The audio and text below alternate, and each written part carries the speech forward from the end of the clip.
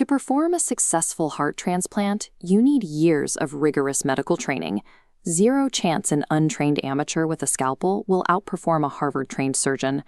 Physics, engineering, and medicine all rely on absolute laws. Finance does not.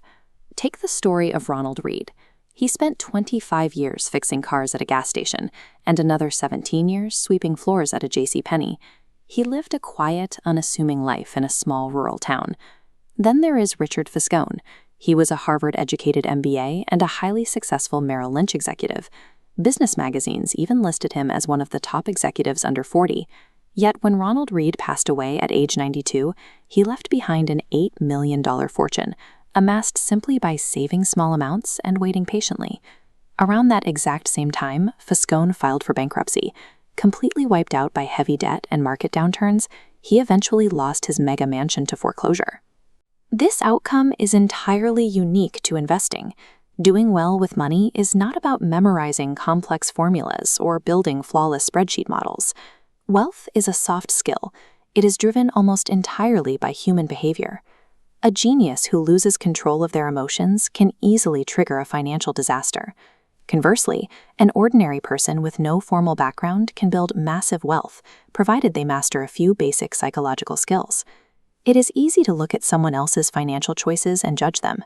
For instance, the lowest income households in the US spend an average of $400 a year on lottery tickets, often while lacking that exact amount for a basic emergency fund. To an outside observer, that behavior seems completely irrational. But no one is actually crazy. We all go through life anchored to a tiny, highly localized sliver of economic history. When someone makes a financial decision, they are simply taking the information they have and plugging it into their own unique mental model of how the world works. This chart shows stock returns for 2 generations. Formative years permanently wire risk tolerance. The 1950 generation's gray line went nowhere, cementing deep pessimism.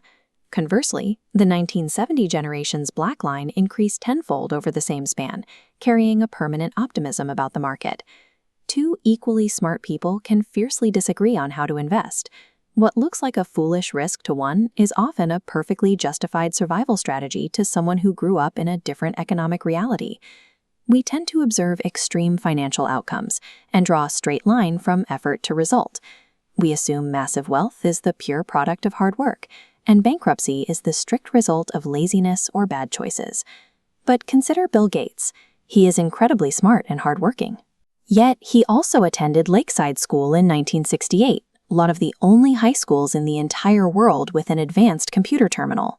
He had a literal 1 in a million head start. Gates had a best friend at Lakeside named Kent Evans.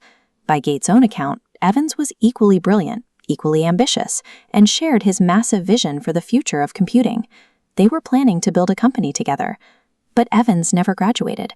He died in a tragic mountaineering accident before finishing high school. He experienced an equally rare 1 in a million stroke of fatal risk. Luck and risk are the exact same invisible force, just working in opposite directions. We live in a world with 7 billion people and infinite moving parts. It is simply too complex for our personal choices to be the only variable that dictates our outcomes. Because these forces are difficult to measure, we often ignore them. That failing to account for random chance makes it dangerous to blindly idolize billionaires or harshly judge those who go bankrupt. The true value of a person's decisions is almost always obscured by luck and risk. The hardest financial skill of all is getting the goalpost to stop moving. Some of the greatest financial disasters happen when people who have already achieved absolute independence refuse to stop taking risks. Rajat Gupta rose from an orphanage in the slums EO worth an estimated $100 million.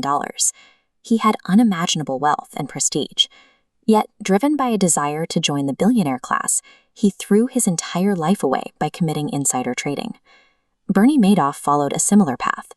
Long before he was exposed as a notorious fraudster, Madoff built a highly profitable, highly respected, and entirely legitimate market-making firm. He was already hugely wealthy by any standard. Why do people with hundreds of millions of dollars risk everything for more? Because modern capitalism excels at generating envy. The ceiling of social comparison is so high that someone making $30 million a year can easily feel broke when standing next to a hedge fund manager making $300 million. When ambition increases faster than satisfaction, a financial victory turns into an unwinnable race. If you risk what you have and need for money you don't have and don't need, unchecked ego will eventually push you to the point of ruin. Building wealth is rarely about higher mathematics.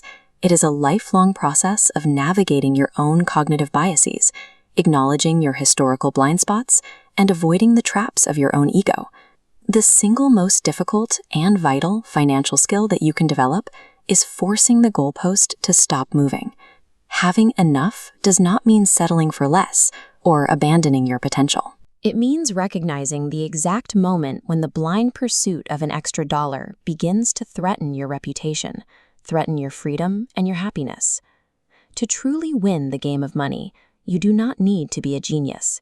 You just need to respect the massive role of random chance, recognize the limits of your own perspective, and know when to walk away before the game destroys everything you've built.